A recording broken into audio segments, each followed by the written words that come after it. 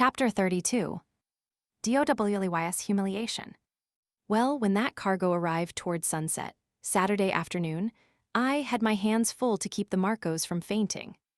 They were sure Jones and I were ruined past help, and they blamed themselves as accessories to this bankruptcy.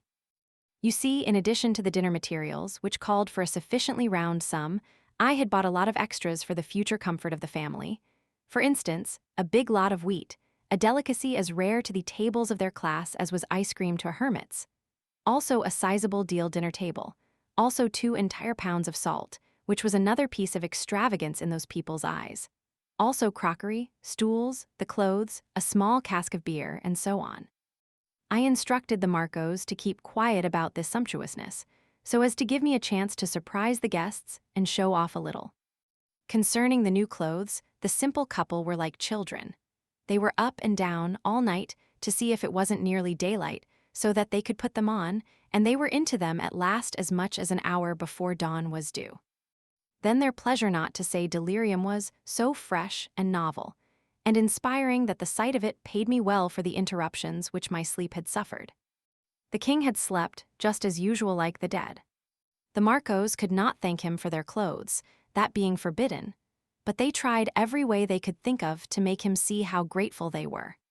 Which all went for nothing. He didn't notice any change. It turned out to be one of those rich and rare fall days, which is just a June day toned down to a degree where it is heaven to be out of doors. Toward noon the guests arrived, and we assembled under a great tree and were soon as sociable as old acquaintances. Even the king's reserve melted a little, though it was some little trouble to him to adjust himself to the name of Jones along at first. I had asked him to try to not forget that he was a farmer, but I had also considered it prudent to ask him to let the thing stand at that and not elaborate it any. Because he was just the kind of person you could depend on to spoil a little thing like that if you didn't warn him. His tongue was so handy, and his spirit so willing, and his information so uncertain. Dowley was in fine feather, and I early got him started, and then adroitly worked him around onto his own history for a text and himself for a hero, and then it was good to sit there and hear him hum. Self-made man, you know. They know how to talk. They do deserve more credit than any other breed of men. Yes, that is true, and they are among the very first to find it out, too. He told how he had begun life an orphan lad without money and without friends able to help him. How he had lived as the slaves of the meanest master lived. How his day's work was from 16 to 18 hours long and yielded him only enough black bread to keep him in a half-fed condition. How his faithful endeavors finally attracted the attention of a good blacksmith, who came near knocking him dead with kindness by suddenly offering, when he was totally unprepared, to take him as his bound apprentice for 9 years and give him board and clothes and teach him the trade or mystery, as Dowley called it. That was his first great rise, his first gorgeous stroke of fortune. And you saw that he couldn't yet speak of it without a sort of eloquent wonder, and delight that such a gilded promotion should have fallen to the lot of a common human being. He got no new clothing during his apprenticeship, but on his graduation day, his master tricked him out in spang-new tow linens and made him feel unspeakably rich and fine. I remember me of that day, the wheelwright sang out with enthusiasm. And I likewise, cried the mason. I would not believe they were thine own, in faith I could not. Nor other, shouted Dowley with sparkling eyes. I was like to lose my character, the neighbor's wending I had mayhap been stealing. It was a great day, one forgetteth not days like that. Yes, and his master was a fine man and prosperous, and always had a great feast of meat twice in the year, and with it white bread, true wheaten bread. In fact, lived like a lord, so to speak. And in time, Dowley succeeded to the business and married the daughter. And now consider what has come to pass, said he impressively. 2 times in every month there is fresh meat upon my table. He made a pause here to let that fact sink home, then added, and 8 times salt meat. It is even true, said the wheelwright with bated breath. I know it of mine own knowledge, said the mason in the same reverent fashion. On my table appeareth white bread every Sunday in the year, added the master smith with solemnity. I leave it to your own consciences, friends, if this is not also true. By my head, yes, cried the mason. "I can testify it, and I do," said the wheelwright. "And as to furniture, ye shall say yourselves what mine equipment is."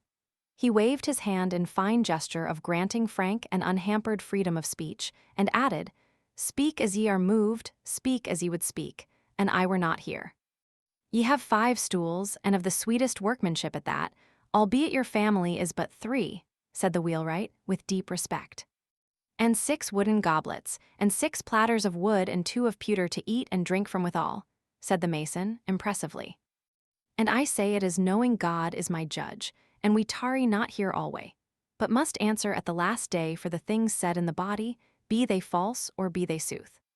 Now ye know what manner of man I am, brother Jones, said the smith, with a fine and friendly condescension. And doubtless ye would look to find me a man jealous of his due of respect, and but sparing of outgo to strangers till their rating and quality be assured, but trouble yourself not, as concerning that. Wit ye well ye shall find me a man that regardeth not these matters, but is willing to receive any he as his fellow, and equal that carrieth a right heart in his body, be his worldly estate howsoever modest. And in token of it, here is my hand. And I say with my own mouth we are equals equals, and he smiled around on the company with the satisfaction of a god who is doing the handsome and gracious thing, and is quite well aware of it. The king took the hand with a poorly disguised reluctance, and let go of it as willingly as a lady lets go of a fish, all of which had a good effect, for it was mistaken for an embarrassment natural to one who was being called upon by greatness. The dame brought out the table now, and set it under the tree. It caused a visible stir of surprise, it being brand new and a sumptuous article of deal. But the surprise rose higher still when the dame, with a body oozing easy indifference at every pore, but eyes that gave it all away by absolutely flaming with vanity, slowly unfolded an actual Simon Pure tablecloth and spread it. That was a notch above even the blacksmith's domestic grandeurs, and it hit him hard, you could see it. But Marco was in paradise, you could see that too. Then the dame brought 2 fine new stools, Hugh. That was a sensation, it was visible in the eyes of every guest. Then she brought 2 more as calmly as she could. Sensation again with odd murmurs. Again she brought 2 walking on air, she was so proud. The guests were petrified, and the mason muttered, "There is that about earthly pomps which doth ever move to reverence." As the dame turned away, Marco couldn't help slapping on the climax while the thing was hot. So he said with what was meant for a languid composure, but was a poor imitation of it, "These suffice, leave the rest." So there were more yet. It was a fine effect. I couldn't have played the hand better myself. From this out, the madam piled up the surprises with a rush that fired the general astonishment up to 150 in the shade, and at the same time paralyzed expression of it down to gasped ohs and ahs, and mute upliftings of hands and eyes. She fetched crockery new, and plenty of it, new wooden goblets and other table furniture, and beer, fish, chicken, a goose, eggs, roast beef, roast mutton, a ham, a small roast pig, and a wealth of genuine white wheaten bread. Take it by and large, that spread laid everything far and away in the shade that ever that crowd had seen before. And while they sat there just simply stupefied with wonder and awe, I sort of waved my hand as if by accident, and the storekeeper's son emerged from space and said he had come to collect. "That's all right," I said indifferently. "What is the amount? Give us the items." Then he read off this bill, while those 3 amazed men listened, and serene waves of satisfaction rolled over my soul and alternate waves of terror and admiration surged over Marco's. Pounds salt.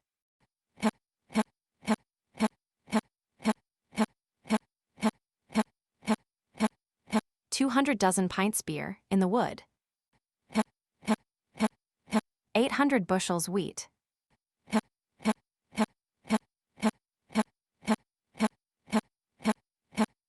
2,700 pounds fish.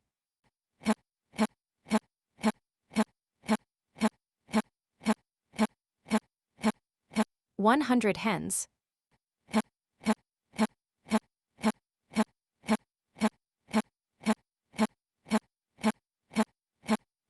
400 goose.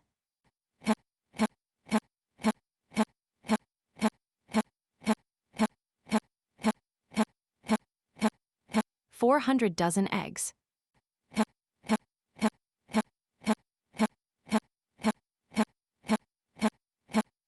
150 roast of beef.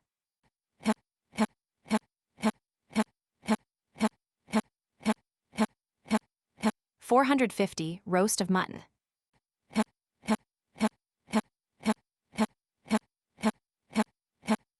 400 ham.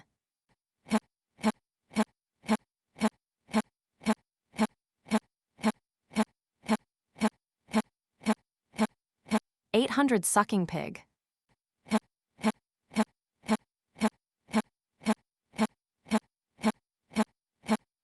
500 crockery dinner sets.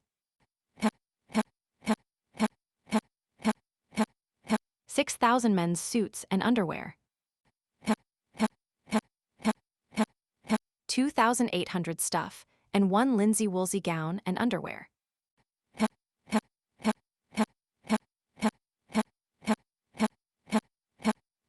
1,600 wooden goblets.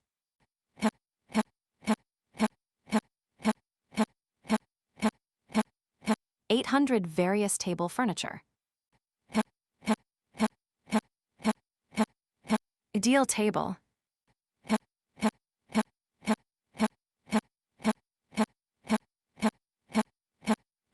3,000 stools.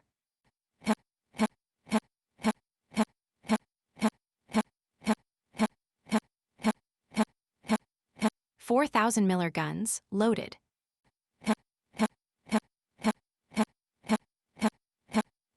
3,000. He ceased. There was a pale and awful silence. Not a limb stirred. Not a nostril betrayed the passage of breath. "Is that all?" I asked, in a voice of the most perfect calmness. "All, fair sir, save that certain matters of light moment are placed together under a head-height sundries. If it would like you, I will sepa." "It is of no consequence," I said, accompanying the words with a gesture of the most utter indifference. "Give me the grand total, please." The clerk leaned against the tree to stay himself, and said, 39,150 milrays. The wheelwright fell off his stool, the others grabbed the table to save themselves, and there was a deep and general ejaculation of, "God be with us in the day of disaster." The clerk hastened to say, "My father chargeth me to say, he cannot honorably require you to pay it all at this time, and therefore only prayeth you." I paid no more heed than if it were the idle breeze, but, with an air of indifference amounting almost to weariness, got out my money and tossed $4 onto the table. Ah, you should have seen them stare. The clerk was astonished and charmed. He asked me to retain one of the dollars as security, until he could go to town, and I interrupted. "What, and fetch back 9 cents? "Nonsense. Take the whole. Keep the change." There was an amazed murmur to this effect. "Verily this being is made of money. He throweth it away, even as if it were dirt." The blacksmith was a crushed man. The clerk took his money and reeled away drunk with fortune. I said to Marco and his wife, "Good folk, here is a little trifle for you," handing the Miller guns as if it were a matter of no consequence, though each of them contained 15 cents in solid cash.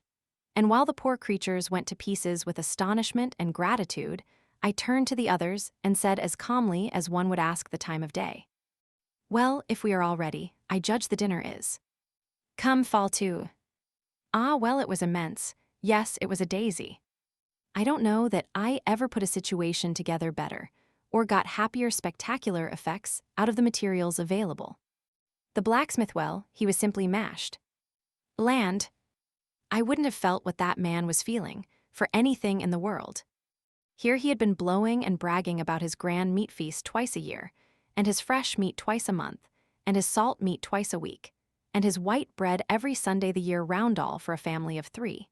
The entire cost for the year not above 69 cents, 2 mills and 6 milrays, and all of a sudden here comes along a man who slashes out nearly $4 on a single blowout.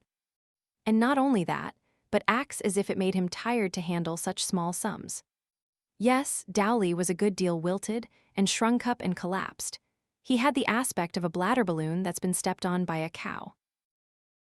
Chapter 33. 6th century political economy. However, I made a dead set at him, and before the first third of the dinner was reached, I had him happy again. It was easy to do in a country of ranks and castes. You see, in a country where they have ranks and castes, a man isn't ever a man, he is only part of a man, he can't ever get his full growth. You prove your superiority over him in station, or rank, or fortune, and that's the end of it. He knuckles down. You can't insult him after that. No, I don't mean quite that. Of course you can insult him, I only mean it's difficult. And so, unless you've got a lot of useless time on your hands, it doesn't pay to try. I had the Smiths' reverence now, because I was apparently immensely prosperous and rich. I could have had his adoration if I had had some little gimcrack title of nobility. And not only his, but any commoners in the land, though he were the mightiest production of all the ages in intellect, worth, and character, and I bankrupt in all three. This was to remain so, as long as England should exist in the earth. With the spirit of prophecy upon me, I could look into the future and see her erect statues and monuments to her unspeakable Georges and other royal and noble clothes horses, and leave unhonored the creators of this world after God Gutenberg, Watt, Arkwright, Whitney, Morse, Stephenson, Bell. The king got his cargo aboard, and then, the talk not turning upon battle, conquest, or ironclad duel, he dulled down to drowsiness and went off to take a nap. Mistress Marco cleared the table, placed the beer keg handy, and went away to eat her dinner of leavings in humble privacy, and the rest of us soon drifted into matters near and dear to the hearts of our sort: business and wages, of course. At a first glance, things appeared to be exceeding prosperous in this little tributary kingdom whose lord was King Bagdemagus compared with the state of things in my own region. They had the protection system in full force here, whereas we were working along down toward free trade by easy stages and were now about halfway. Before long, Dowley and I were doing all the talking, the others hungrily listening. Dowley warmed to his work, snuffed an advantage in the air, and began to put questions which he considered pretty awkward ones for me, and they did have something of that look. In your country, brother, what is the wage of a master bailiff, master hind, carter, shepherd, swineherd?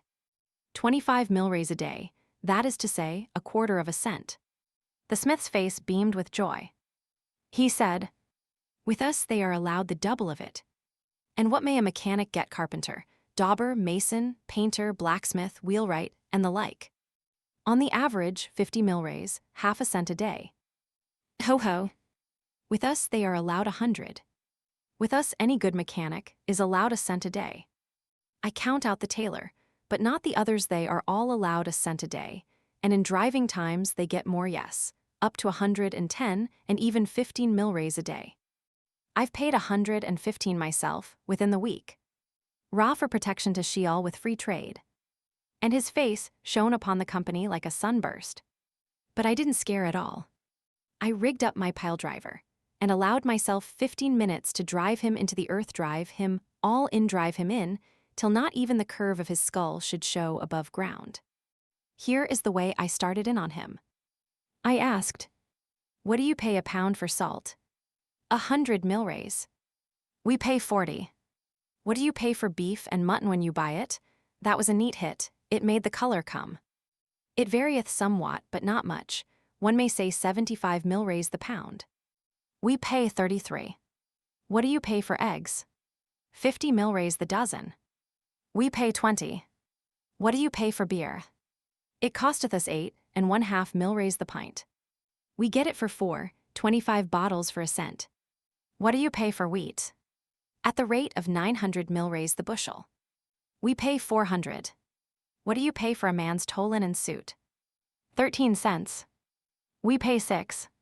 What do you pay for a stuff gown for the wife of the laborer or the mechanic? We pay 8 cents, 4 mills. Well, observe the difference. You pay 8 cents and 4 mills, we pay only 4 cents.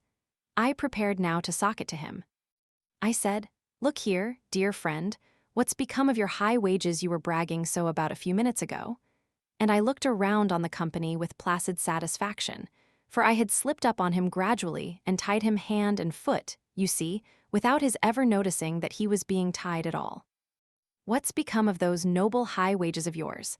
I seem to have knocked the stuffing all out of them, it appears to me. But if you will believe me, he merely looked surprised, that is all. He didn't grasp the situation at all, didn't know he had walked into a trap, didn't discover that he was in a trap. I could have shot him, from sheer vexation. With cloudy eye and a struggling intellect, he fetched this out. Mary, I seem not to understand. It is proved that our wages be double thine.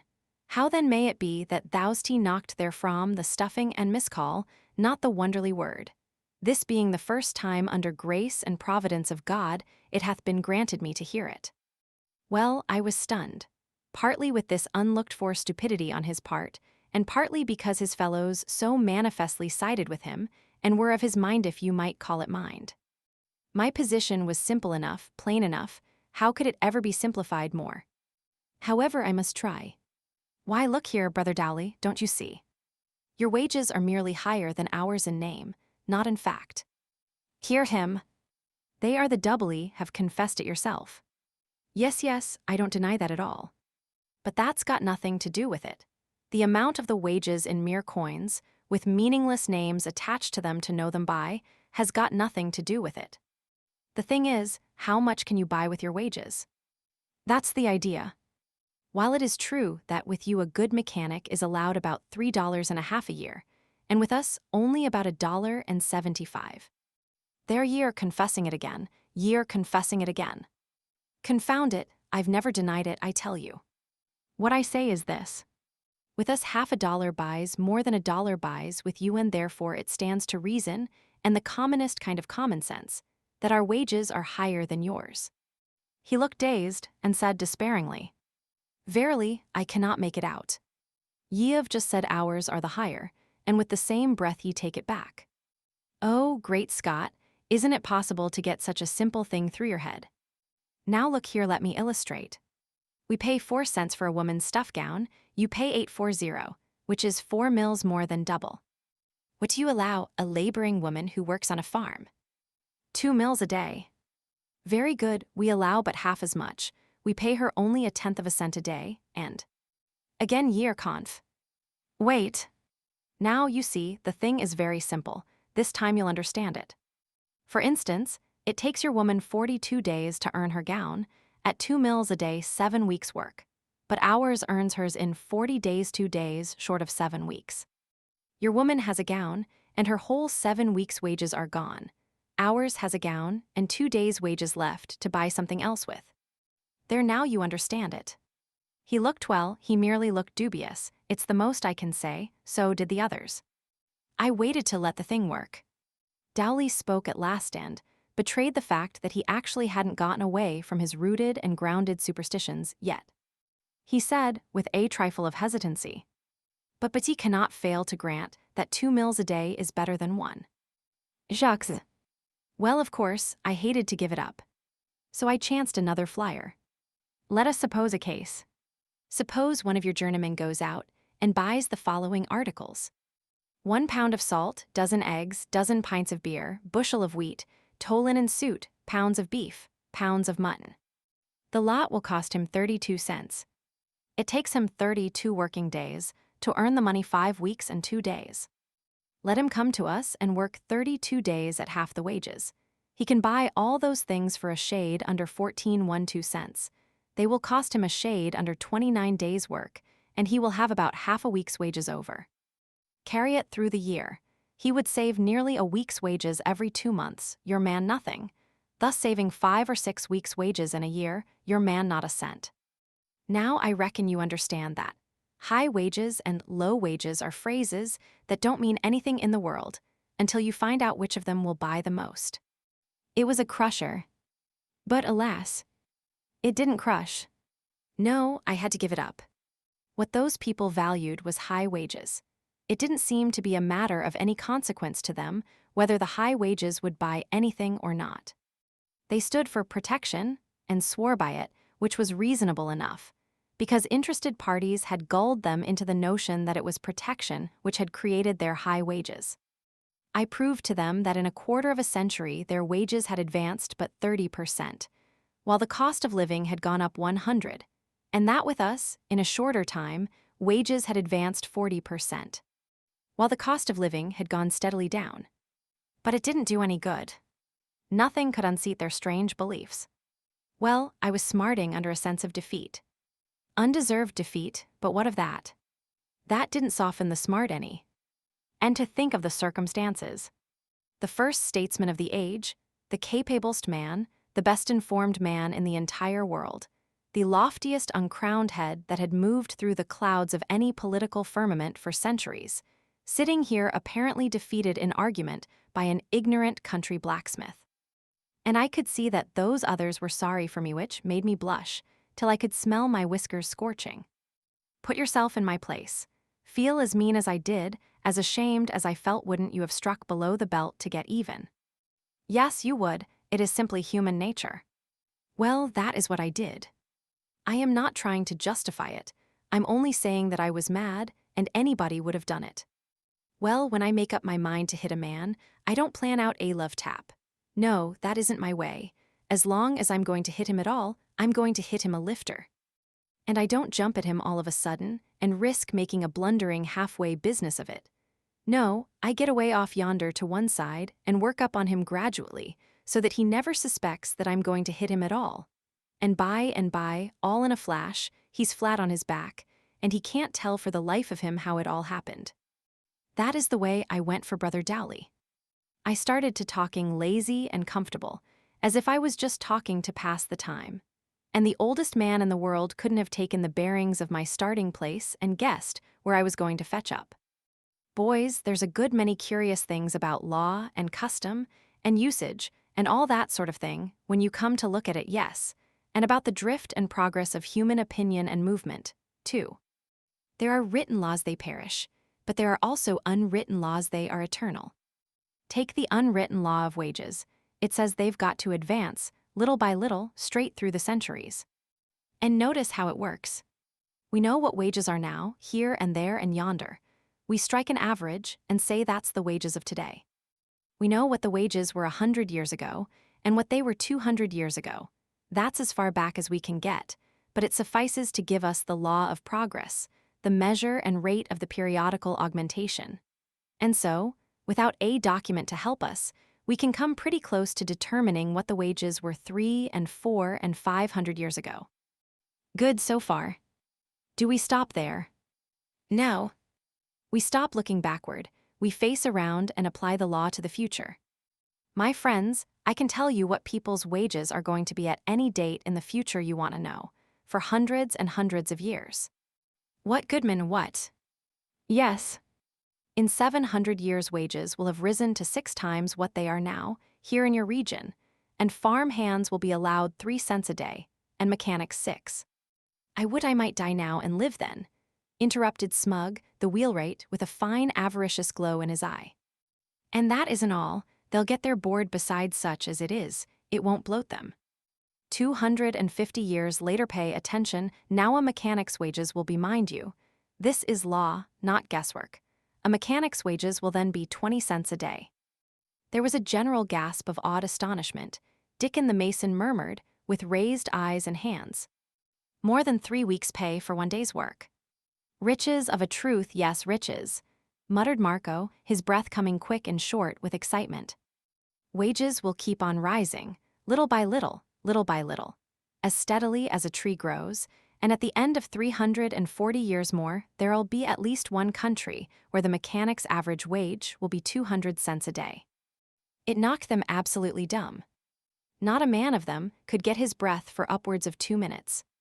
Then the coal burner said prayerfully, "Might I but live to see it." "It is the income of an earl," said Smug. "An earl, say ye?" said Dowley. "Ye could say more than that and speak no lie. There's no earl in the realm of Bagdemagus that hath an income like to that." "Income of an earl, MF. It's the income of an angel." Now then, that is what is going to happen as regards wages. In that remote day, that man will earn, with 1 week's work, that bill of goods which it takes you upwards of 50 weeks to earn now. Some other pretty surprising things are going to happen, too. Brother Dowley, who is it that determines, every spring, what the particular wage of each kind of mechanic, laborer, and servant shall be for that year? Sometimes the courts, sometimes the town council. but most of all, the magistrate. You may say, in general terms, it is the magistrate that fixes the wages. Doesn't ask any of those poor devils to help him fix their wages for them, does he? Ahem. That were an idea. The master that's to pay him the money is the one that's rightly concerned in that matter, ye will notice. Yes, but I thought the other man might have some little trifle at stake in it, too, and even his wife and children, poor creatures. The masters are these, nobles, rich men, the prosperous generally. These few, who do no work, determine what pay the vast hive shall have who do work. You say, they're a combine trade union, to coin a new phrase who band themselves together to force their lowly brother to take what they choose to give. 1,300 years hence, so says the unwritten law, the combine will be the other way.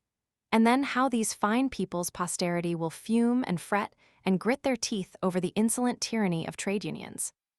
Yes, indeed. The magistrate will tranquilly arrange the wages from now clear away down into the 19th century.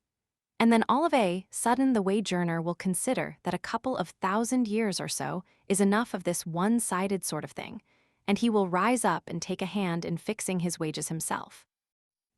He will have a long and bitter account of wrong and humiliation to settle. Do ye believe that he actually will help to fix his own wages? Yes, indeed. And he will be strong and able then. Brave times of a truth, sneered the prosperous smith. Oh, and there's another detail. In that day, a master may hire a man for only just one day, or 1 week, or 1 month at a time, if he wants to. What? It's true. Moreover, a magistrate won't be able to force a man to work for a master a whole year on a stretch, whether the man wants to or not. Will there be no law or sense in that day? Both of them dally. In that day, a man will be his own property, not the property of magistrate and master. And he can leave town whenever he wants to, if the wages don't suit him, and they can't put him in the pillory for it. Perdition catch such an age, shouted Dowley in strong indignation. An age of dogs, an age barren of reverence for superiors and respect for authority. The pillory. Oh, wait, brother, say no good word for that institution. I think the pillory ought to be abolished. A most strange idea. Why? Well, I'll tell you why. Is a man ever put in the pillory for a capital crime? No. Is it right to condemn a man to a slight punishment for a small offense and then kill him? There was no answer. I had scored my first point. For the first time, the smith wasn't up and ready. The company noticed it. Good effect. You don't answer, brother. You were about to glorify the pillory a while ago, and shed some pity on a future age that isn't going to use it. I think the pillory ought to be abolished. What usually happens when a poor fellow is put in the pillory for some little offense that didn't amount to anything in the world? The mob try to have some fun with him, don't they? Yes. They begin by clodding him, and they laugh themselves to pieces to see him try to dodge one clod and get hit with another. Yes. Then they throw dead cats at him, don't they?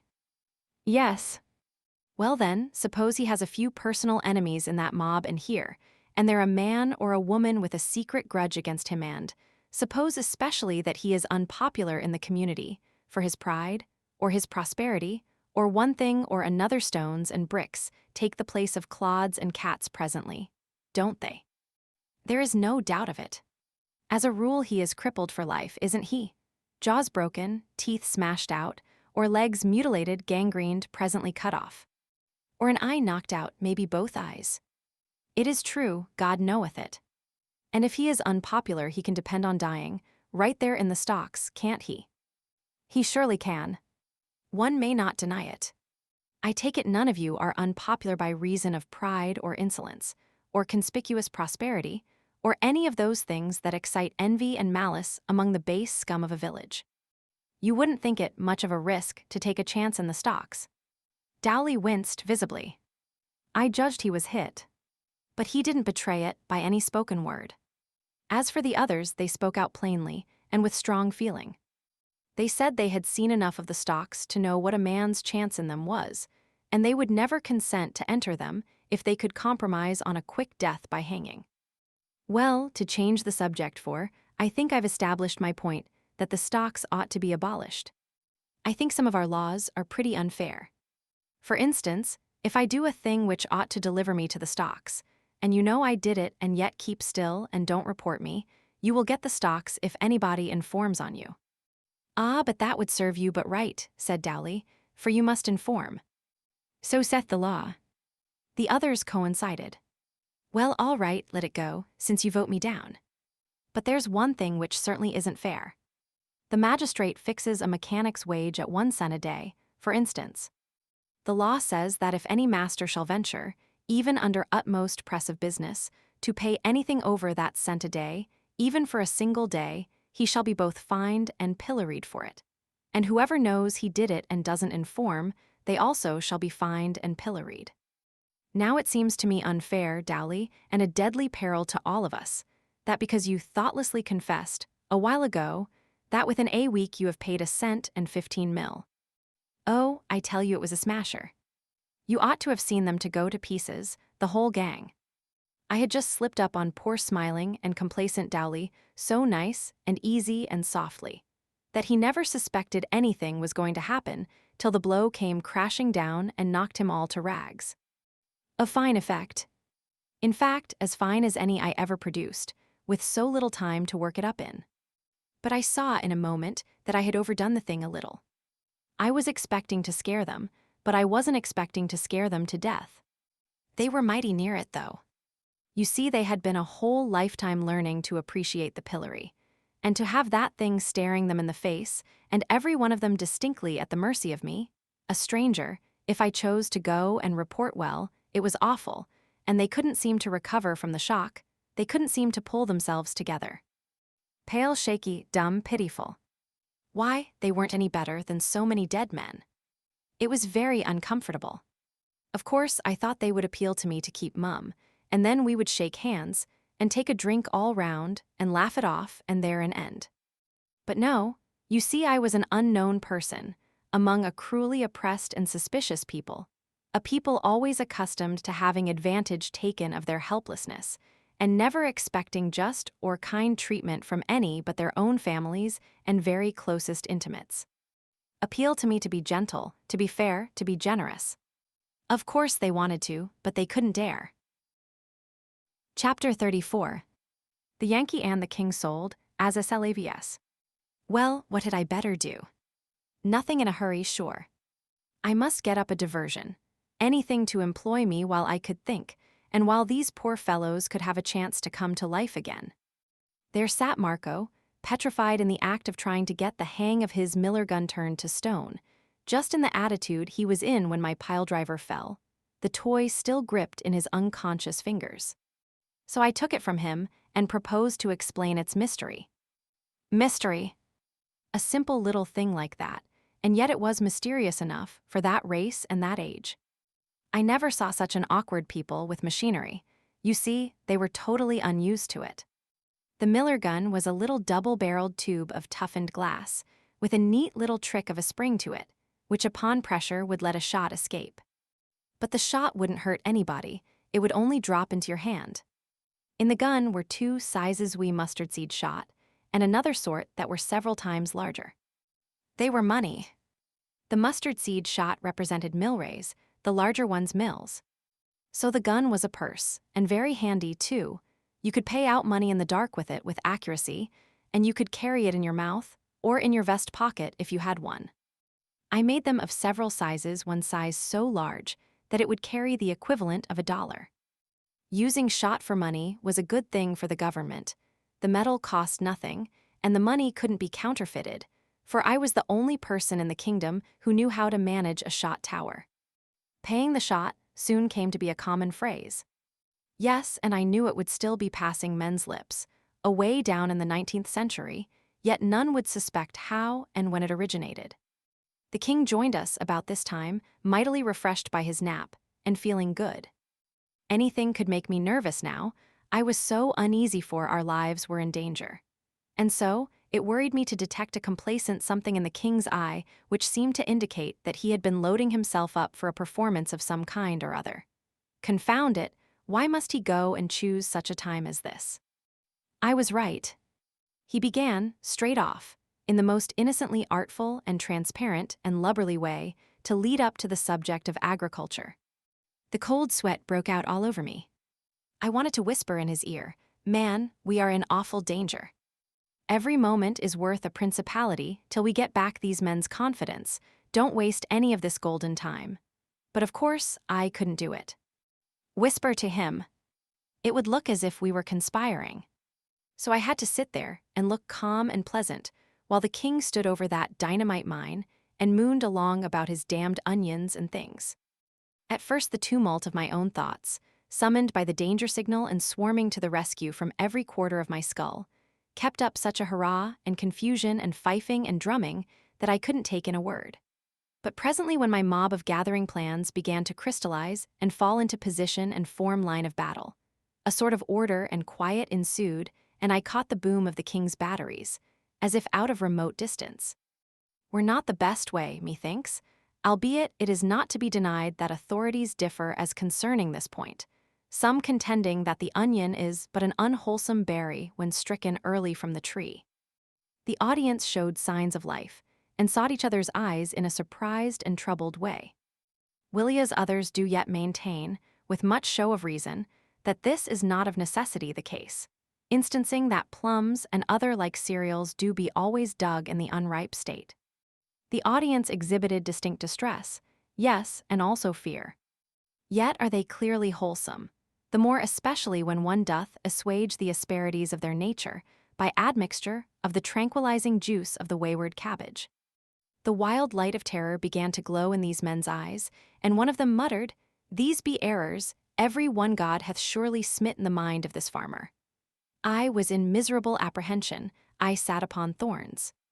And further instancing the known truth that in the case of animals, the young, which may be called the green fruit of the creature, is the better, all confessing that when a goat is ripe, his fur doth heat and sore and game his flesh, the which defect taken in connection with his several rancid habits, and fulsome appetites, and godless attitudes of mind, and bilious quality of morals.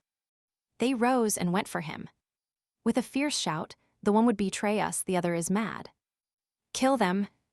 Kill them!" they flung themselves upon us. What joy flamed up in the king's eye! He might be lame in agriculture, but this kind of thing was just in his line. He had been fasting long, he was hungry for a fight. He hit the blacksmith a crack under the jaw that lifted him clear off his feet and stretched him flat on his back.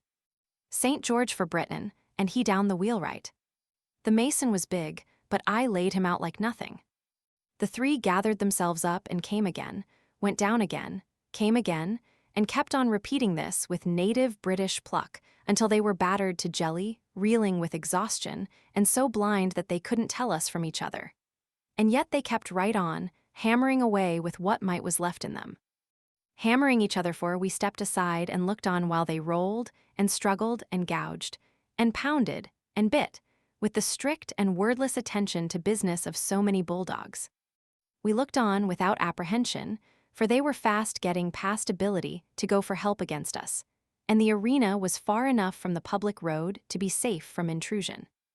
Well, while they were gradually playing out, it suddenly occurred to me to wonder what had become of Marco. I looked around, he was nowhere to be seen. Oh, but this was ominous. I pulled the king's sleeve, and we glided away and rushed for the hut. No Marco there, no fillies there. They had gone to the road for help, sure.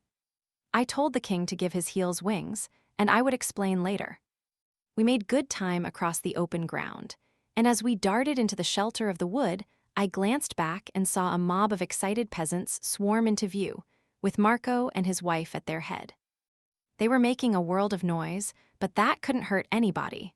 The wood was dense, and as soon as we were well into its depths, we would take to a tree and let them whistle. Ah, but then came another sound, dogs. Yes, that was quite another matter. It magnified our contract. We must find running water. We tore along at a good gait, and soon left the sounds far behind and modified to a murmur. We struck a stream and darted into it. We waded swiftly down it, in the dim forest light, for as much as 300 yards, and then came across an oak with a great bough sticking out over the water. We climbed up on this bough and began to work our way along it to the body of the tree. Now we began to hear those sounds more plainly, so the mob had struck our trail. For a while the sounds approached pretty fast, and then for another while they didn't. No doubt the dogs had found the place where we had entered the stream, and were now waltzing up and down the shores, trying to pick up the trail again. When we were snugly lodged in the tree and curtained with foliage, the king was satisfied, but I was doubtful. I believed we could crawl along a branch and get into the next tree, and I judged it worthwhile to try. We tried it and made a success of it, though the king slipped at the junction and came near failing to connect. We got comfortable lodgment and satisfactory concealment among the foliage, and then we had nothing to do but listen to the hunt. Presently we heard it coming on the jump, too. Yes, and down both sides of the stream. Louder next minute it swelled swiftly up into a roar of shoutings, barkings, tramplings, and swept by like a cyclone. I was afraid that the overhanging branch would suggest something to them, said I, but I don't mind the disappointment. Come, my liege, it were well that we make good use of our time. We've flanked them. Dark is coming on presently. If we can cross the stream and get a good start, and borrow a couple of horses from somebody's pasture to use for a few hours, we shall be safe enough. We started down and got nearly to the lowest limb when we seemed to hear the hunt returning. We stopped to listen. Yes, said I, they're baffled, they've given it up, they're on their way home. We will climb back to our roost again and let them go by. So we climbed back. The king listened a moment and said, They still search I with the sign. We did best to abide. He was right. He knew more about hunting than I did. The noise approached steadily, but not with a rush. The king said, They reason that we were advantaged by no parlous start of them, and being on foot are as yet no mighty way from where we took the water. Yes, sire, that is about it, I am afraid, though I was hoping better things. The noise drew nearer and nearer, and soon the van was drifting under us, on both sides of the water. A voice called a halt from the other bank, and said, And they were so minded, they could get to yon tree by this branch that overhangs, and yet not touch ground.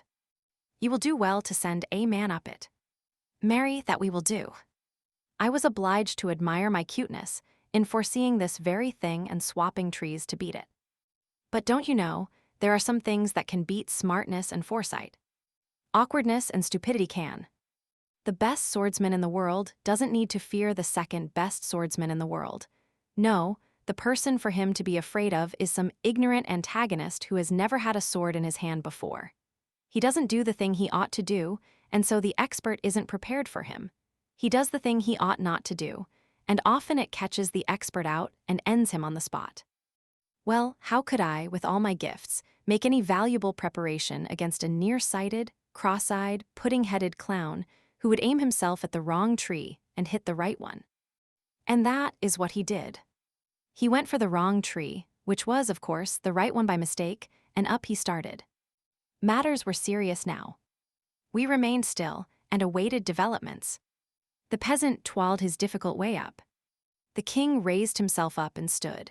He made a leg ready, and when the comer's head arrived in reach of it, there was a dull thud, and down went the man floundering to the ground.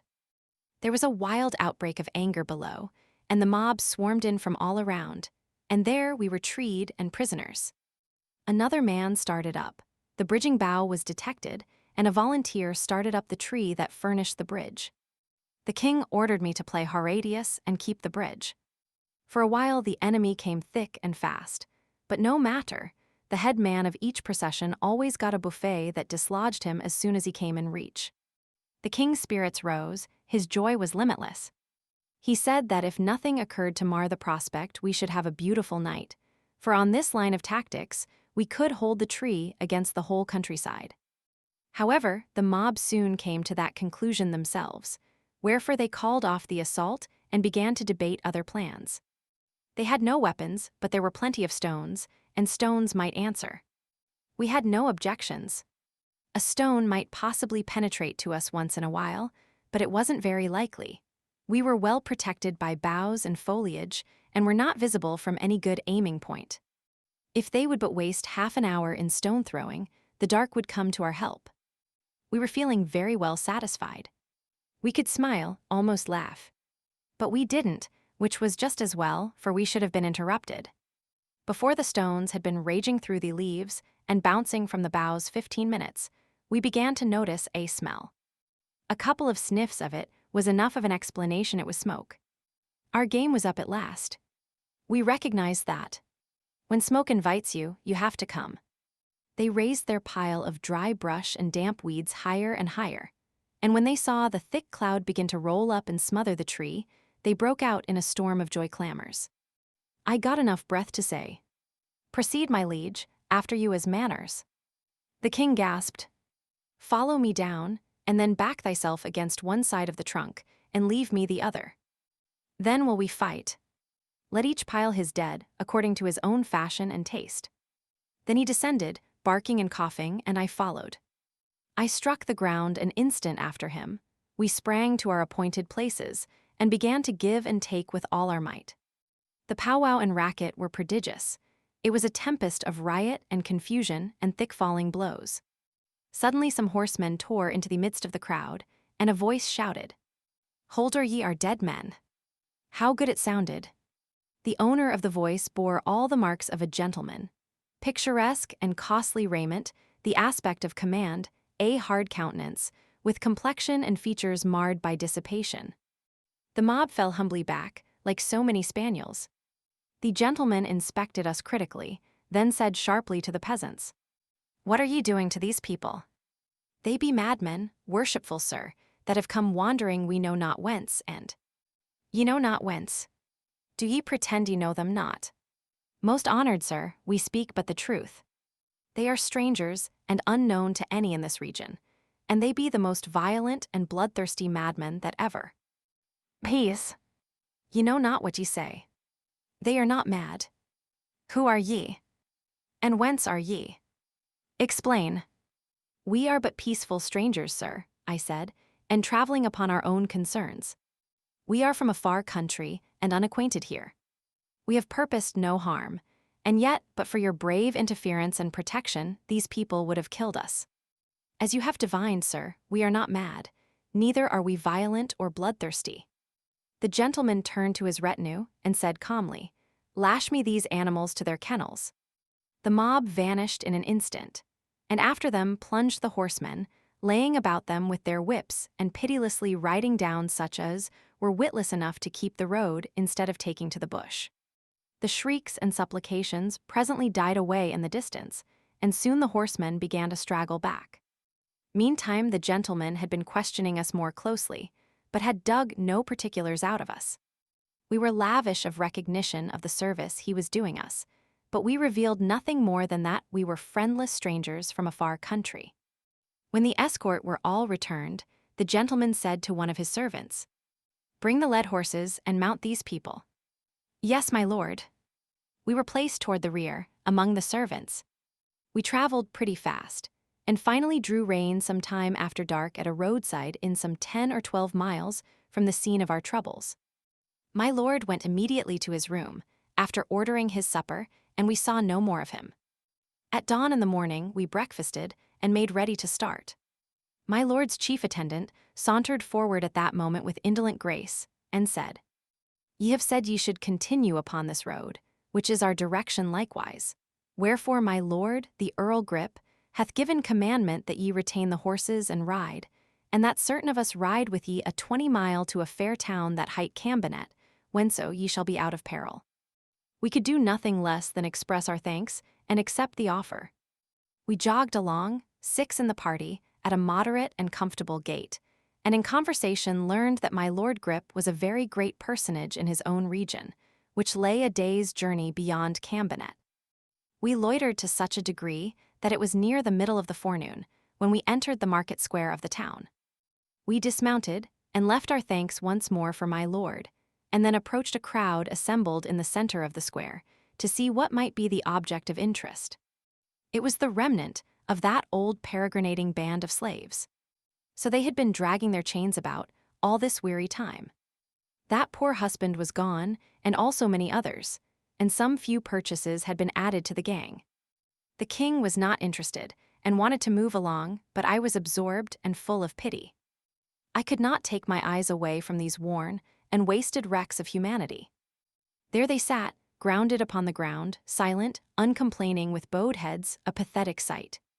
And by hideous contrast, a redundant orator was making a speech to another gathering not 30 steps away, in fulsome laudation of our glorious British liberties. I was boiling. I had forgot I was a plebeian. I was remembering I was a man. Cost what it might, I would mount that rostrum and... Click! The king and I were handcuffed together. Our companions, those servants, had done it. My Lord Grip stood looking on. The king burst out in a fury, and said, "What meaneth this ill-mannered jest?" My lord merely said to his head miscreant, coolly, "Put up the slaves and sell them." Slaves, the word had a new sound, and how unspeakably awful. The king lifted his manacles and brought them down with a deadly force, but my lord was out of the way when they arrived. A dozen of the rascal servants sprang forward, and in a moment we were helpless, with our hands bound behind us. We so loudly and so earnestly proclaimed ourselves freemen that we got the interested attention of that liberty-mouthing orator and his patriotic crowd, and they gathered about us and assumed a very determined attitude. The orator said, "If indeed ye are freemen, ye have not to fear the God-given liberties of Britain are about ye for your shield and shelter. Applause ye shall soon see. Bring forth your proofs." What proofs?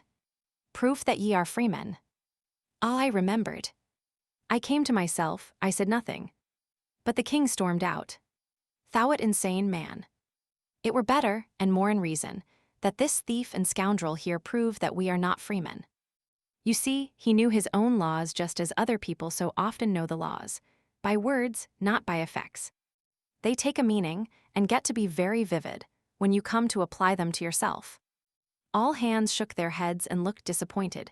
Some turned away, no longer interested. The orator said in this time in the tones of business, not of sentiment, "And ye do not know your country's laws, it were time ye learned them. Ye are strangers to us, ye will not deny that. Ye may be freemen, we do not deny that, but also ye may be slaves. The law is clear. It doth not require the claimant to prove ye are slaves, it requireth you to prove ye are not." I said, "Dear sir, give us only time to send to Astolat, or give us only time to send to the Valley of Holiness. Peace, good man, these are extraordinary requests, and you may not hope to have them granted. It would cost much time, and would unwarrantably inconvenience your master." "Master idiot," stormed the king.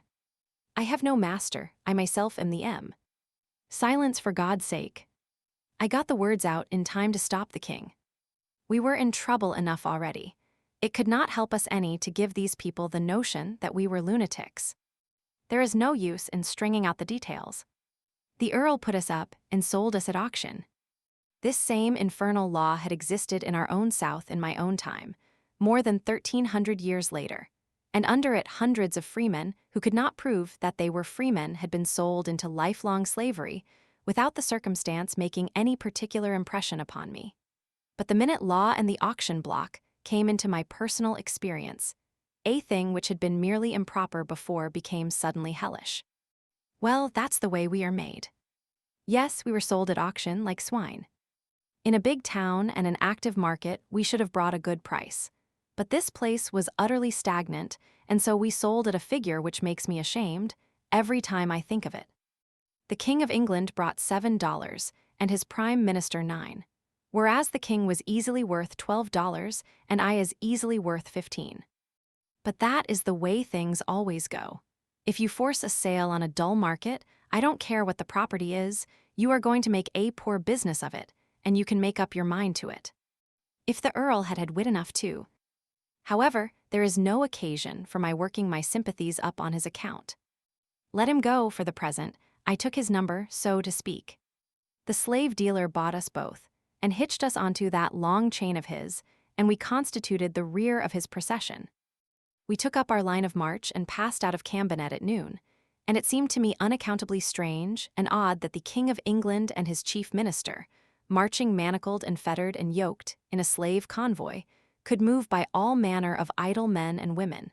and under windows where sat the sweet and the lovely, and yet never attract a curious eye, never provoke a single remark. Dear, dear, it only shows that there is nothing diviner about a king than there is about a tramp, after all. He is just a cheap and hollow artificiality when you don't know he is a king. But reveal his quality, and dear me, it takes your very breath away to look at him. I reckon we are all fools. Born so, no doubt. Chapter 35. A pitiful incident. It's a world of surprises. The king brooded, this was natural. What would he brood about, should you say? Why, about the prodigious nature of his fall, of course from the loftiest place in the world to the lowest, from the most illustrious station in the world to the obscurest, from the grandest vocation among men to the basest. No, I take my oath that the thing that gravelled him most, to start with, was not this, but the price he had fetched.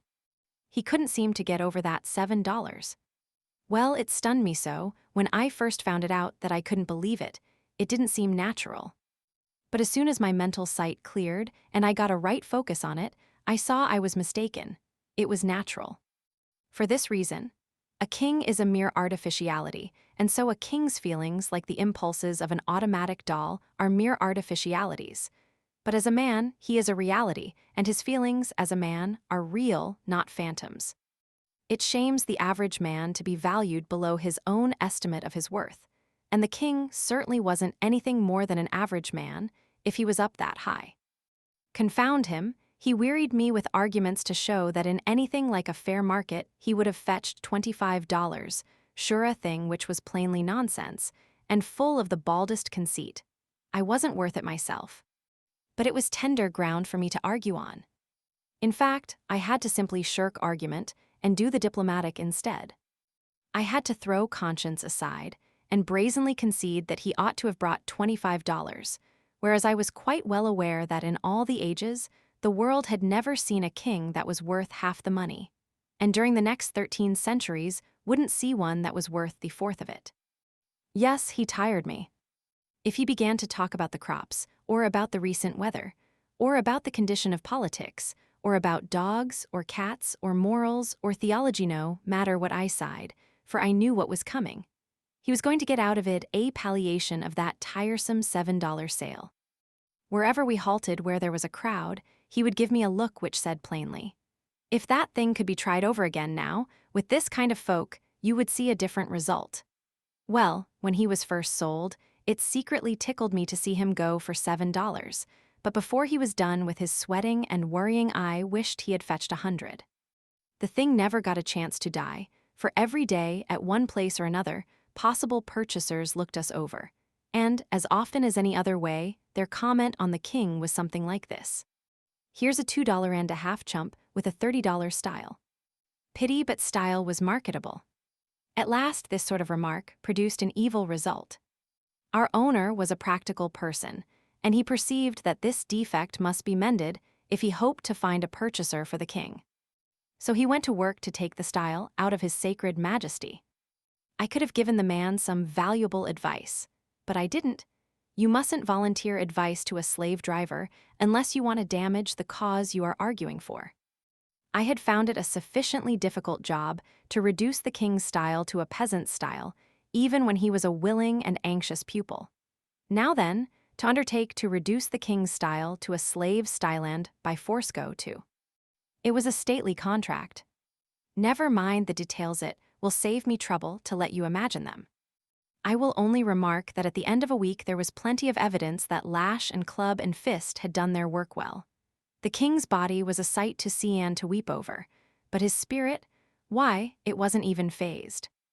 Even that dull clod of a slave driver was able to see that there can be such a thing as a slave who will remain a man till he dies, whose bones you can break, but whose manhood you can't. This man found that from his first effort down to his latest, he couldn't ever come within reach of the king, but the king was ready to plunge for him, and did it. So he gave up at last, and left the king in possession of his style unimpaired. The fact is, the king was a good deal more than a king, he was a man. And when a man is a man, you can't knock it out of him. We had a rough time for a month, tramping to and fro in the earth and suffering. And what Englishman was the most interested in the slavery question by that time? His Grace the King. Yes, from being the most indifferent, he was become the most interested. He was become the bitterest hater of the institution I had ever heard talk. And so I ventured to ask once more a question which I had asked years before, and had gotten such a sharp answer that I had not thought it prudent to meddle in the matter further. Would he abolish slavery? His answer was as sharp as before, but it was music this time. I shouldn't ever wish to hear pleasanter, though the profanity was not good, being awkwardly put together, and with the crash word almost in the middle instead of at the end, where, of course, it ought to have been. I was ready and willing to get free now. I hadn't wanted to get free any sooner. No, I cannot quite say that. I had wanted to, but I had not been willing to take desperate chances, and had always dissuaded the king from them. But now, it was a new atmosphere. Liberty would be worth any cost that might be put upon it now. I set about a plan, and was straightway charmed with it. It would require time, yes, and patience too, a great deal of both. One could invent quicker ways, and fully as sure ones, but none that would be as picturesque as this, none that could be made so dramatic. And so I was not going to give this one up. It might delay us months, but no matter, I would carry it out or break something. Now and then we had an adventure. One night we were overtaken by a snowstorm, while still a mile from the village we were making for. Almost instantly we were shut up as in a fog, the driving snow was so thick. You couldn't see a thing, and we were soon lost. The slave driver lashed us desperately, for he saw ruin before him, but his lashings only made matters worse, for they drove us further from the road and from likelihood of succor. So we had to stop at last, and slump down in the snow where we were. The storm continued until toward midnight, then ceased. By this time 2 of our feebler men and 3 of our women were dead, and others past moving and threatened with death. Our master was nearly beside himself. He stirred up the living, and made us stand, jump, slap ourselves, to restore our circulation, and he helped as well as he could with his whip. Now came a diversion. We heard shrieks and yells, and soon a woman came running and crying, and seeing our group, she flung herself into our midst and begged for protection. A mob of people came tearing after her, some with torches, and they said she was a witch who had caused several cows to die by a strange disease, and practiced her arts by help of a devil in the form of a black cat. This poor woman had been stoned until she hardly looked human, she was so battered and bloody. The mob wanted to burn her. Well now, what do you suppose our master did? When we closed around this poor creature to shelter her, he saw his chance. He said, burn her here, or they shouldn't have her at all. Imagine that. They were willing. They fastened her to a post. They brought wood and piled it about her. They applied the torch while she shrieked and pleaded and strained her 2 young daughters to her breast. And our brute, with a heart solely for business, lashed us into position about the stake and warmed us into life and commercial value by the same fire which took away the innocent life of that poor harmless mother. That was the sort of master we had. I took his number. That snowstorm cost him 9 of his flock, and he was more brutal to us than ever after that. For many days together, he was so enraged over his loss. We had adventures all along. One day we ran into a procession. And such a procession! All the riffraff of the kingdom seemed to be comprehended in it, and all drunk at that. In the van was a cart with a coffin in it, and on the coffin sat a comely young girl of about 18 suckling a baby, which she squeezed to her breast in a passion of love every little while, and every little while wiped from its face the tears which her eyes rained down upon it. And always the foolish little thing smiled up at her, happy and content, kneading her breast with its dimpled fat hand, which she patted and fondled right over her breaking heart. Men and women, boys and girls, trotted along beside or after the cart, hooting, shouting profane and ribald remarks, singing snatches of foul song, skipping, dancing, a very holiday of hellions, a sickening sight. We had struck a suburb of London, outside the walls, and this was a sample of one sort of London society. Our master secured a good place for us near the gallows. A priest was in attendance, and he helped the girl climb up, and said comforting words to her, and made the undersheriff provide a stool for her. Then he stood there by her on the gallows, and for a moment looked down upon the mass of upturned faces at his feet, then out over the solid pavement of heads that stretched away on every side, occupying the vacancies far and near, and then began to tell the story of the case. And there was pity in his voice, how seldom, a sound that was in that ignorant and savage land. I remember every detail of what he said, except the words he said it in, and so I change it into my own words. Law is intended to mete out justice. Sometimes it fails. This cannot be helped. We can only grieve and be resigned and pray for the soul of him who falls unfairly by the arm of the law, and that his fellows may be few. A law sends this poor young thing to death, and it is right. But another law had placed her, where she must commit her crime or starve with her child, and, before God, that law is responsible for both her crime and her ignominious death. A little while ago this young thing, this child of 18 years, was as happy a wife and mother as any in England, and her lips were blithe with song, which is the native speech of glad and innocent hearts. Her young husband was as happy as she, for he was doing his whole duty. He worked early and late at his handicraft. His bread was honest bread, well and fairly earned. He was prospering. He was furnishing shelter and sustenance to his family.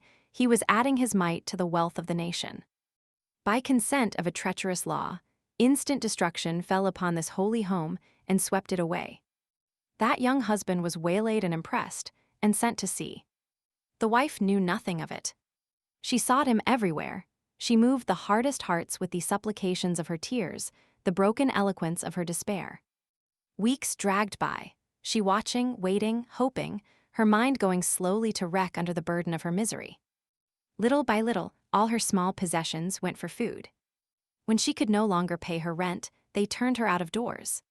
She begged while she had strength. When she was starving at last, and her milk failing, she stole a piece of linen cloth of the value of a fourth part of a cent, thinking to sell it and save her child. But she was seen by the owner of the cloth. She was put in jail and brought to trial. The man testified to the facts. A plea was made for her, and her sorrowful story was told in her behalf. She spoke, too, by permission, and said she did steal the cloth, but that her mind was so disordered of late by trouble that when she was overborne with hunger all acts, criminal or other, swam meaningless through her brain, and she knew nothing rightly, except that she was so hungry. For a moment all were touched, and there was disposition to deal mercifully with her, seeing that she was so young and friendless, and her case so piteous, and the law that robbed her of her support to blame as being the first and only cause of her transgression.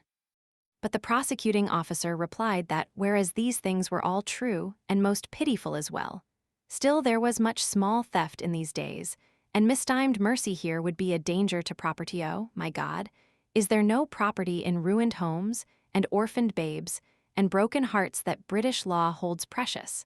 And so he must require sentence. When the judge put on his black cap, the owner of the stolen linen rose trembling up, his lip quivering, his face as gray as ashes. And when the awful words came, he cried out, "Oh, poor child, I did not know it was death," and fell as a tree falls. When they lifted him up, his reason was gone. Before the sun was set, he had taken his own life. A kindly man, a man whose heart was right at bottom, add his murder to this that is to be now done here, and charge them both where they belong to the rulers and the bitter laws of Britain. The time is come, my child. Let me pray over thee, not for thee, dear abused poor heart and innocent, but for them that be guilty of thy ruin and death, who need it more. After his prayer, they put the noose around the young girl's neck, and they had great trouble to adjust the knot under her ear, because she was devouring the baby all the time, wildly kissing it, and snatching it to her face and her breast, and drenching it with tears, and half moaning, half shrieking all the while, and the baby crowing and laughing, and kicking its feet with delight over what it took for romp and play. Even the hangman couldn't stand it, but turned away.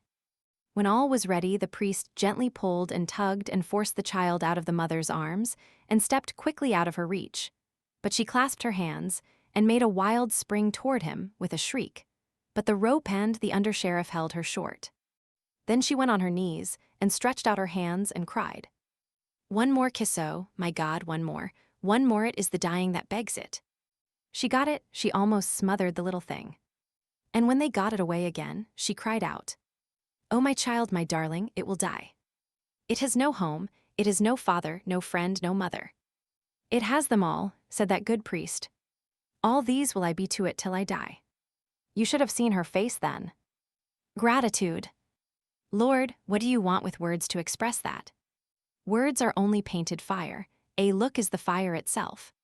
She gave that look, and carried it away to the treasury of heaven, where all things that are divine belong. Chapter 36. An encounter in the dark. London to a slave was a sufficiently interesting place. It was merely a great big village, and mainly mud and thatch. The streets were muddy, crooked, unpaved. The populace was an ever-flocking and drifting swarm of rags and splendors, of nodding plumes and shining armor. The king had a palace there, he saw the outside of it. It made him sigh, yes, and swear a little in a poor juvenile 6th-century way. We saw knights and grandees whom we knew, but they didn't know us in our rags and dirt and raw welts and bruises, and wouldn't have recognized us if we had hailed them, nor stopped to answer, either, it being unlawful to speak with slaves on a chain. Sandy passed within 10 yards of me on a mule hunting for me, I imagined. But the thing which clean broke my heart was something which happened in front of our old barrack in a square, while we were enduring the spectacle of a man being boiled to death in oil for counterfeiting pennies. It was the sight of a newsboy and I couldn't get at him. Still, I had one comfort here was proof that Clarence was still alive and banging away. I meant to be with him before long, the thought was full of cheer. I had one little glimpse of another thing, one day, which gave me a great uplift. It was a wire stretching from housetop to housetop. Telegraph or telephone, sure. I did very much wish I had a little piece of it. It was just what I needed, in order to carry out my project of escape. My idea was to get loose some night, along with the king, then gag and bind our master, change clothes with him, batter him into the aspect of a stranger, hitch him to the slave chain, assume possession of the property, march to Camelot, and... But you get my idea. You see what a stunning, dramatic surprise I would wind up with at the palace. It was all feasible, if I could only get hold of a slender piece of iron, which I could shape into a lockpick. I could then undo the lumbering padlocks with which our chains were fastened, whenever I might choose. But I never had any luck. No such thing ever happened to fall in my way. However, my chance came at last. A gentleman who had come twice before to dicker for me, without result, or indeed any approach to a result, came again. I was far from expecting ever to belong to him, for the price asked for me from the time I was first enslaved was exorbitant, and always provoked either anger or derision, yet my master stuck stubbornly to it $22. He wouldn't bate a cent. The king was greatly admired, because of his grand physique, but his kingly style was against him, and he wasn't saleable. Nobody wanted that kind of a slave. I considered myself safe from parting from him because of my extravagant price. No, I was not expecting to ever belong to this gentleman whom I have spoken of, but he had something which I expected would belong to me eventually, if he would but visit us often enough. It was a steel thing with a long pin to it, with which his long cloth outside garment was fastened together in front. There were 3 of them. He had disappointed me twice, because he did not come quite close enough to me to make my project entirely safe, but this time I succeeded. I captured the lower clasp of the 3, and when he missed it, he thought he had lost it on the way. I had a chance to be glad about a minute, then straightway a chance to be sad again. For when the purchase was about to fail, as usual, the master suddenly spoke up and said what would be worded thus in modern English. "I'll tell you what I'll do. I'm tired supporting these 2 for no good. Give me $22 for this one, and I'll throw the other one in." The king couldn't get his breath, he was in such a fury. He began to choke and gag, and meantime the master and the gentleman moved away discussing. "And ye will keep the offer open. 'Tis open till the morrow at this hour. Then I will answer you at that time," said the gentleman, and disappeared, the master following him. I had a time of it to cool the king down, but I managed it. I whispered in his ear, to this effect: "Your grace will go for nothing, but after another fashion. And so shall I. Tonight we shall both be free." "Ah, how is that?" With this thing which I have stolen, I will unlock these locks and cast off these chains tonight. When he comes about 9:30 to inspect us for the night, we will seize him, gag him, batter him, and early in the morning we will march out of this town, proprietors of this caravan of slaves." That was as far as I went, but the king was charmed and satisfied. That evening, we waited patiently for our fellow slaves to get to sleep and signify it by the usual sign, for you must not take many chances on those poor fellows if you can avoid it. It is best to keep your own secrets. No doubt they fidgeted only about as usual, but it didn't seem so to me. It seemed to me that they were going to be forever getting down to their regular snoring. As the time dragged on, I got nervously afraid we shouldn't have enough of it left for our needs, so I made several premature attempts and merely delayed things by it. For I couldn't seem to touch a padlock, there in the dark, without starting a rattle out of it which interrupted somebody's sleep and made him turn over and wake some more of the gang. But finally I did get my last iron off, and was a free man once more. I took a good breath of relief and reached for the king's irons. Too late. In comes the master, with a light in one hand and his heavy walking staff in the other. I snuggled close among the wallow of snorers, to conceal as nearly as possible that I was naked of irons, and I kept a sharp lookout and prepared to spring for my man the moment he should bend over me. But he didn't approach.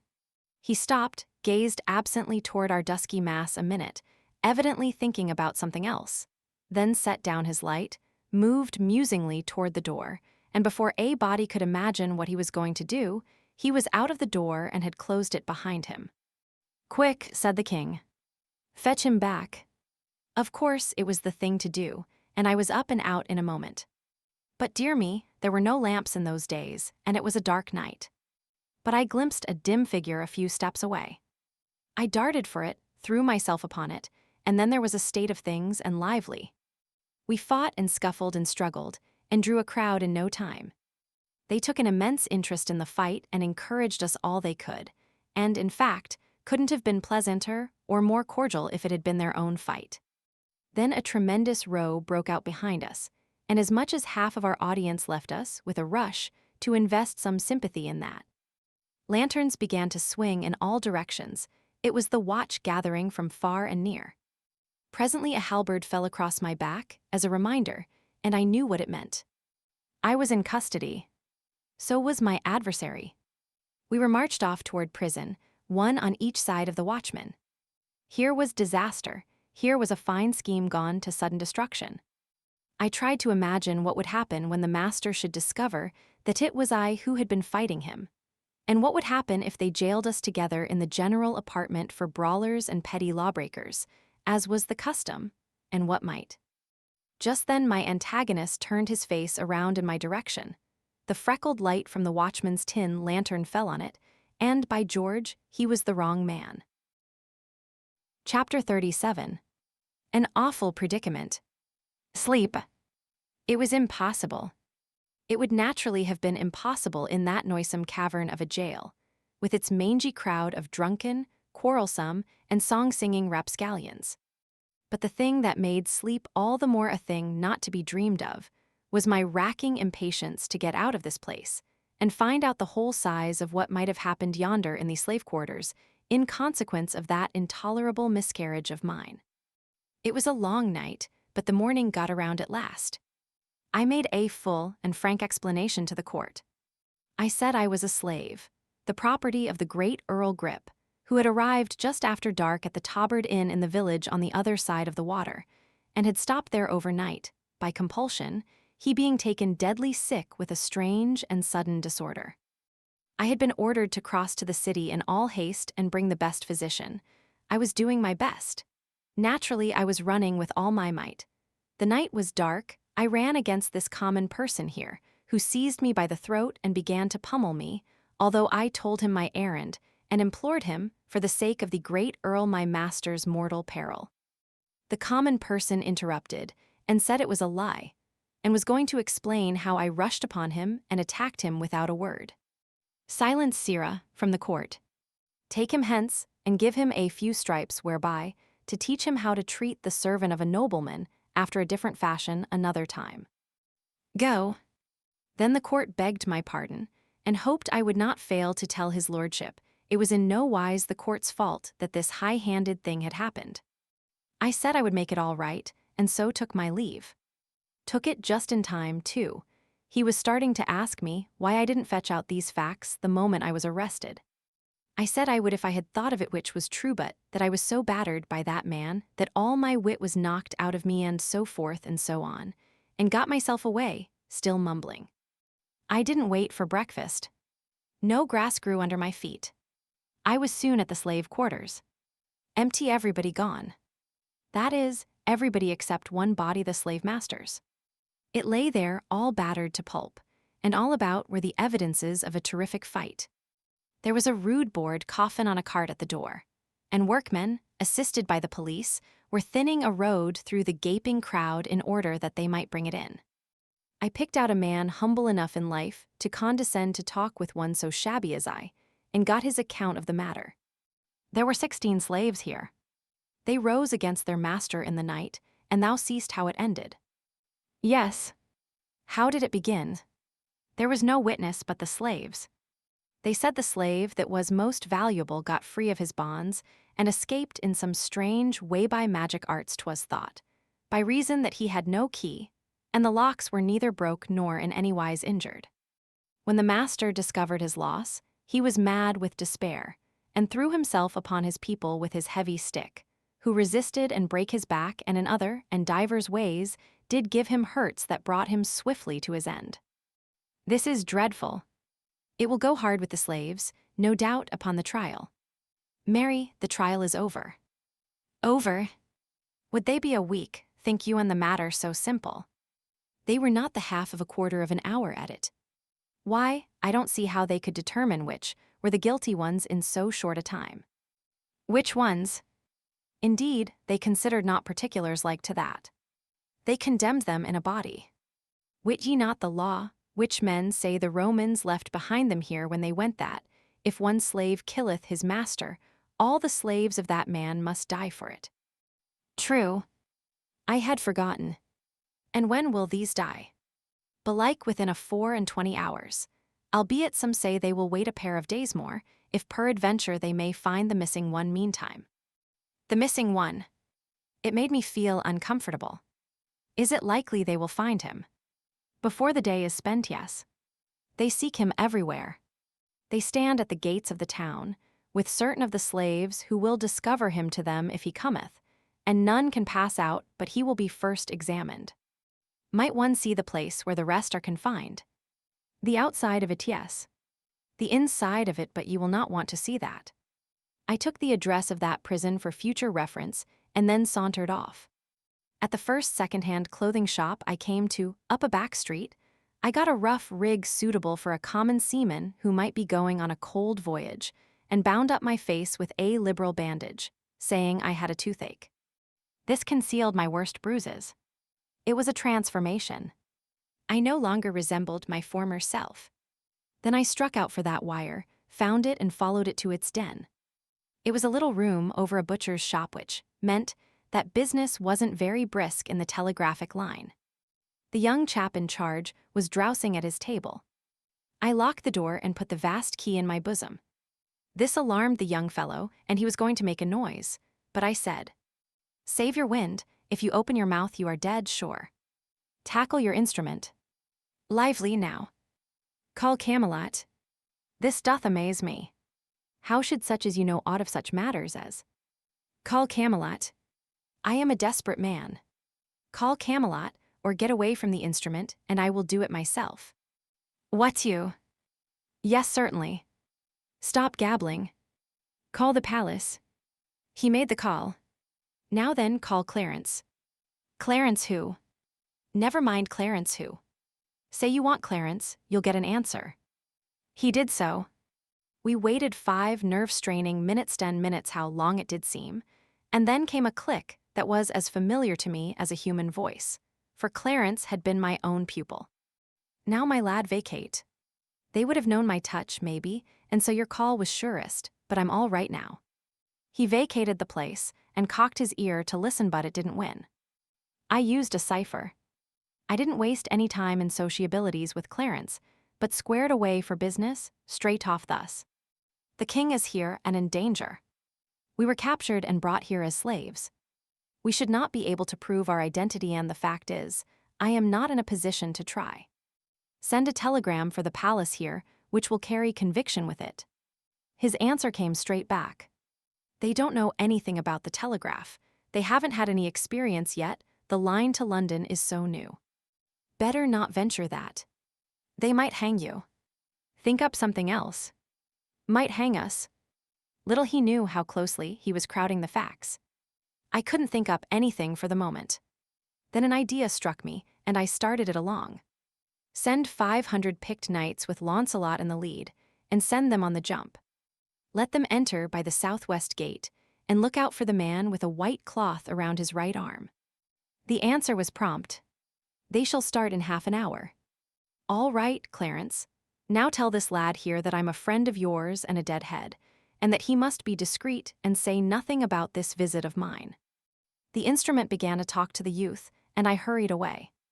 I fell to ciphering. In half an hour it would be 9 o'clock. Knights and horses in heavy armor couldn't travel very fast. These would make the best time they could, and now that the ground was in good condition and no snow or mud, they would probably make a 7-mile gait. They would have to change horses a couple of times. They would arrive about 6 or a little after. It would still be plenty light enough. They would see the white cloth which I should tie around my right arm, and I would take command. We would surround that prison and have the king out in no time. It would be showy and picturesque enough, all things considered, though I would have preferred noonday, on account of the more theatrical aspect the thing would have. Now then, in order to increase the strings to my bow, I thought I would look up some of those people whom I had formerly recognized, and make myself known. That would help us out of our scrape, without the knights. But I must proceed cautiously, for it was a risky business. I must get into sumptuous raiment, and it wouldn't do to run and jump into it. No, I must work up to it by degrees, buying suit after suit of clothes, in shops wide apart, and getting a little finer article with each change, until I should finally reach silk and velvet and be ready for my project. So I started. But the scheme fell through like scat. The first corner I turned, I came plump upon one of our slaves, snooping around with a watchman. I coughed at the moment, and he gave me a sudden look that bit right into my marrow. I judge he thought he had heard that cough before. I turned immediately into a shop and worked along down the counter, pricing things and watching out of the corner of my eye. Those people had stopped and were talking together and looking in at the door. I made up my mind to get out the back way, if there was a back way, and I asked the shopwoman if I could step out there and look for the escaped slave, who was believed to be in hiding back there somewhere, and said I was an officer in disguise, and my pard was yonder at the door with one of the murderers in charge, and would she be good enough to step there and tell him he needn't wait, but had better go at once to the further end of the back alley and be ready to head him off when I rousted him out. She was blazing with eagerness to see one of those already celebrated murderers, and she started on the errand at once. I slipped out the back way, locked the door behind me, put the key in my pocket, and started off, chuckling to myself and comfortable. Well, I had gone and spoiled it again, made another mistake. A double one, in fact. There were plenty of ways to get rid of that officer by some simple and plausible device, but no, I must pick out a picturesque one. It is the crying defect of my character. And then, I had ordered my procedure upon what the officer, being human, would naturally do. Whereas when you are least expecting it, a man will now and then go and do the very thing which it's not natural for him to do.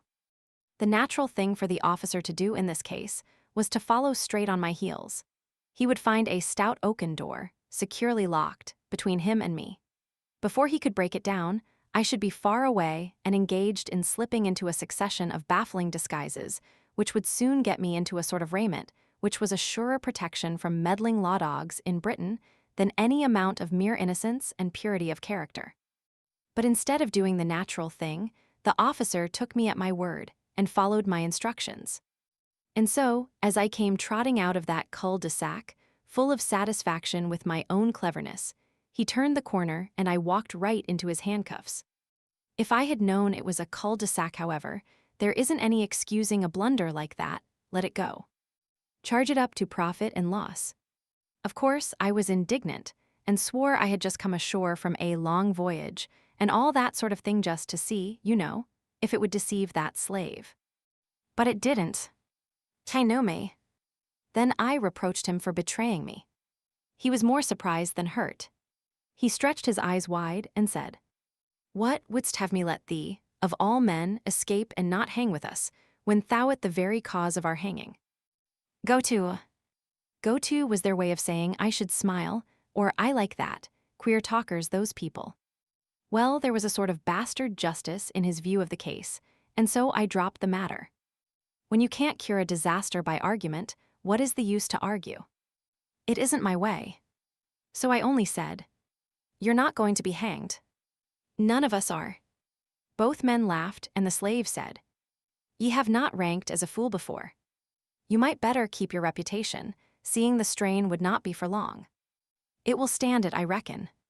Before tomorrow, we shall be out of prison, and free to go where we will besides." The witty officer lifted at his left ear with his thumb, made a rasping noise in his throat, and said, "Out of prison, yes, ye say true. And free likewise to go where ye will, so ye wander not out of his grace the devil's sultry realm." I kept my temper and said, indifferently, "Now I suppose you really think we are going to hang within a day or two." I thought it not many minutes ago, for so the thing was decided and proclaimed. "Ah, then you've changed your mind, is that it?" "Even that. I only thought then, I know now." I felt sarcastical, so I said, "Oh, sapient servant of the law, condescend to tell us, then, what you know." "That you will all be hanged today, at mid-afternoon." "Oh ho." That shot hit home. Lean upon me. The fact is, I did need to lean upon somebody. My knights couldn't arrive in time. They would be as much as 3 hours too late. Nothing in the world could save the King of England, nor me, which was more important. More important, not merely to me, but to the nation, the only nation on earth standing ready to blossom into civilization. I was sick. I said no more, there wasn't anything to say. I knew what the man meant, that if the missing slave was found, the postponement would be revoked, their execution take place today. Well, the missing slave was found. Chapter 38. SIRLAUNCLOT and KNIGHTS to the rescue. Nearing 4 in the afternoon. The scene was just outside the walls of London. A cool, comfortable, superb day with a brilliant sun, the kind of day to make one want to live, not die. The multitude was prodigious and far-reaching, and yet we 15 poor devils hadn't a friend in it. There was something painful in that thought, look at it how you might. There we sat, on our tall scaffold, the butt of the hate and mockery of all those enemies. We were being made a holiday spectacle. They had built a sort of grandstand for the nobility and gentry, and these were there in full force, with their ladies. We recognized a good many of them. The crowd got a brief and unexpected dash of diversion out of the king.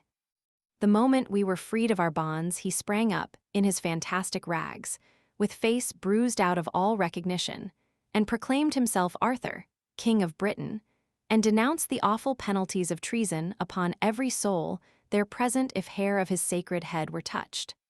It startled and surprised him to hear them break into a vast roar of laughter.